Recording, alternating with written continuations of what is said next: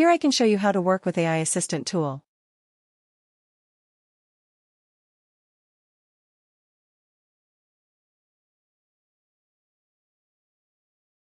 Go to the assistants in the left panel. I already created a sample bot to show as fast. Bot name is CV question bot. And I'm giving some instructions to the bot. Only check in my CV and answer, don't try to solve from your knowledge.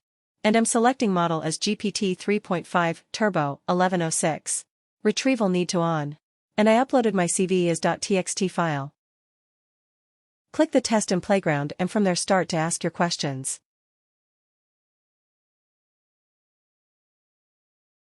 I will ask a question. What are the technologies he knows? Click the Run button and wait for the answer to validate.